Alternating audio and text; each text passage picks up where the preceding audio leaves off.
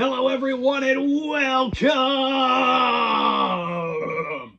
to the ATCW recap. But let's not kid ourselves. We know who I am at this point. But if it's your first time here, it's right here.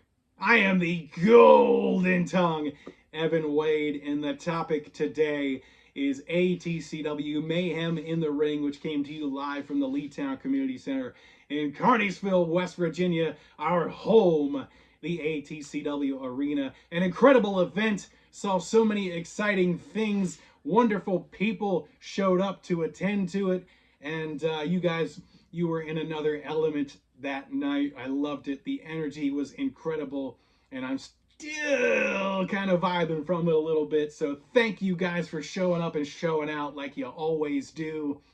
So many great things to be happy about regarding this event. So many great matches, so many history-making moments. And we even got the return of Dennis Williams and a brand new final word segment. This time around, kicking it off with self-made Lucius Suede. It was good to see Dennis back in, and man, you crushed this segment of final words. Lucius Suede took the opportunity to voice his opinions on the conspiracy, I believe he called it, regarding Chucky Manson and the ATCW Heavyweight Championship. Then he also decided to take a few words to Robbie Wayne, his opponent for the evening, and I think that kind of upset Robbie Wayne a little bit, which is a little more apparent as we talk about that matchup a little later on. Without further ado, let's get talking about ATCW Mayhem in the Ring. The first matchup for Mayhem in the Ring showed King Tremor defending his King of the 304 Championship for the first time against one half of the ATCW Tag Team Champions and one half of the Radical Stars, L.A. Star. We got some new music for Tremor, and now we all have the privilege and the pleasure of hearing "All Hail King Tremor" for as long as this reign continues. How blessed we really are. Both of these guys had some backup during this matchup. Of course, Willie Radical backing up L.A. Star, supporting his hashtag cousin at ringside. And Austin Blackthorn started to make his way down to the ring to support his partner in the calamity, Tremor. But King Tremor sent him to the back and told him to prepare for his upcoming matchup later on in the evening. And he did just so. The crowd was hot for this one. You guys were loving this contest between L.A. Star and Tremor, and so was I. It delivered on so many levels, just like we expected it to. It was very apparent that both of these guys have done battle in multiple ways, multiple matches, and to see them go one-on-one for one of the richest prizes here in ATCW was an absolute pleasure. Shortly throughout the match, King Tremor was able to score the upper hand by pulling and yanking L.A. Star into that second turnbuckle, causing him to get a little dazed and confused. And then he walked right in to a double choke bomb from Tremor. Still your king of the 304 champion, King Tremor. If anybody tells you that prayers do not get answered, they're lying to you, because I was praying for the return of El Lobo Siler Andrews to the ATCW arena, and we got just that. My prayers were answered, and I was more than happy to see more competition for El Lobo Siler Andrews. Speaking of his competition, Victor Walker making his ATCW return. You know, I got the opportunity to talk to him earlier on in the day. He was incredibly excited to be back, and I was incredibly excited to see him, and to learn that he was going one-on-one with El Lobo Siler Andrews just blew my mind. I was looking forward to that ever since I heard it. It was actually a surprise to me, because it got announced like 2 to 3 days before the event, and I didn't catch it on social media. What a pleasant surprise it turned out to be, and man, did these guys tear the house down. Victor Walker with the athleticism and the speed. It's uncanny for a guy of his height. He's like 6'4" almost, but the dude moves like he's a cruiserweight. It's impressive. And then Andrews, of course, with the speed, the agility, and the intensity, the raw intensity that this man possesses. I thought he was going to make a meal out of that poor little girl at ringside when he came running around the corner, but thankfully he wasn't quite hungry enough. These guys, man, when I say they put on a banger of a match, you'd be sad that you missed it if you did.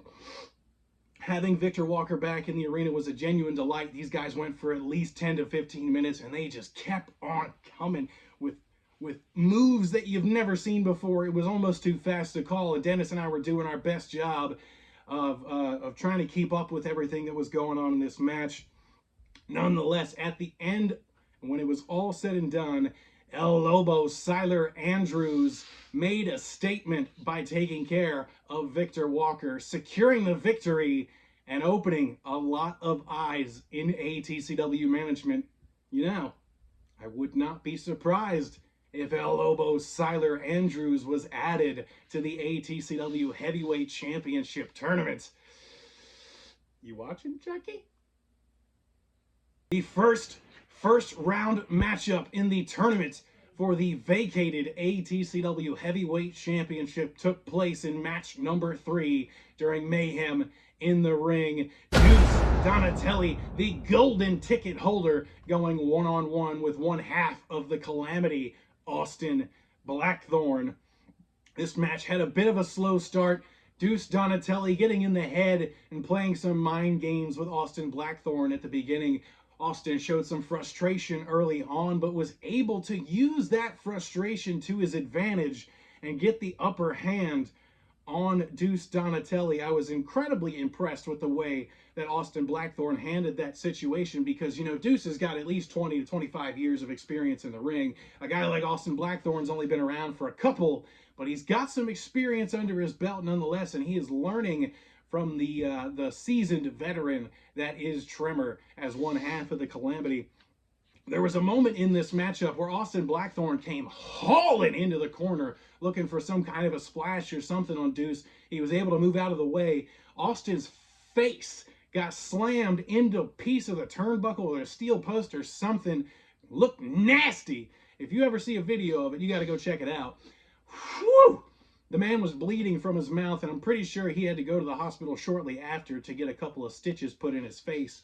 Thankfully, he is all well and ready to compete in the next round of this ATCW Heavyweight Championship Tournament because with the supervision of Tremor at ringside and maybe just a little bit of help, Austin Blackthorn was able to defeat the golden ticket holder, Deuce Donatelli. So we have our first winner in the ATCW Heavyweight Championship Tournament, and he moves on to the next round matchup, which should be coming in July. Stay tuned for more from Austin Blackthorn.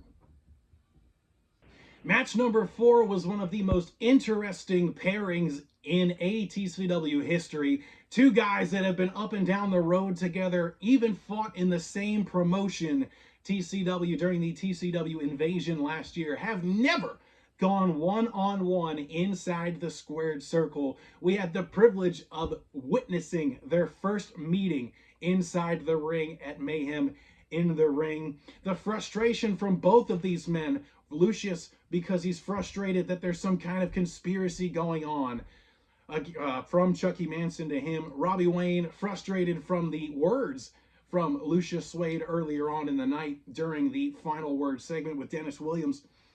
Both of these men were able to harness that frustration and take it out on each other throughout this contest, so much so that the competition ended up spilling to the outside, and it resulted in a double countout, causing both of these men to be losers and neither to walk away with a victory. Thankfully, someone in ATCW management was paying attention because I got a little buzz in my earpiece. On June 21st, the next ATCW event called Breaking Point, we're getting a rematch between Robbie Wayne and Lucius Suede, and this time it is a first round matchup in the ATCW Heavyweight Championship Tournament. So you know we have to have a winner between these two for somebody to advance in this tournament. Will it be Robbie Wayne? Will it be self-made Lucius Suede? Tune in a little bit later for ATCW Live when I get you all kinds of excited for this upcoming contest. Folks, the most potential for history-making moments happened in match number 5 at ATCW Mayhem in the Ring on May 18th. The ATCW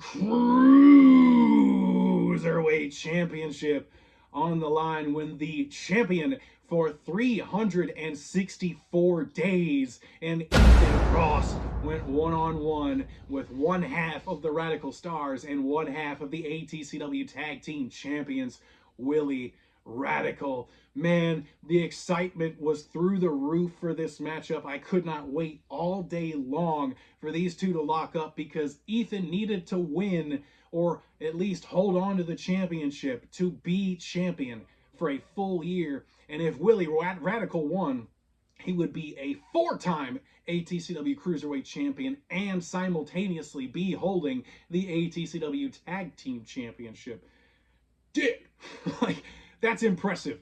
Not only has he held the ATCW Cruiserweight Championship 3 times, he's held the ATCW Tag Team Championship 4 times, so 4 and 4.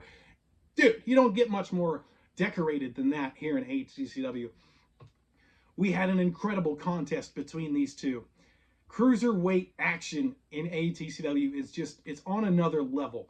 And I challenge you to find another promotion that's putting on blockbuster matches like this one.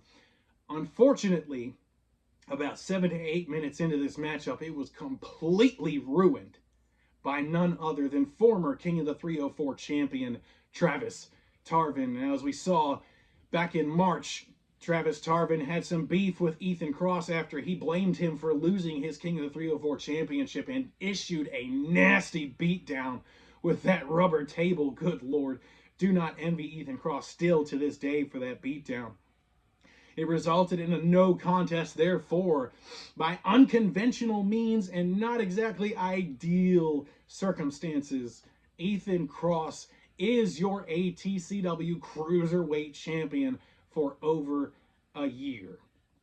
Now, Travis Tarvin, from what I understand, is not quite finished with the ATCW Cruiserweight Champion Ethan Cross, and I'm sure there is more coming down the pipeline regarding the ATCW Cruiserweight Championship. We'll definitely have to check back in for ATCW Live here in a couple weeks.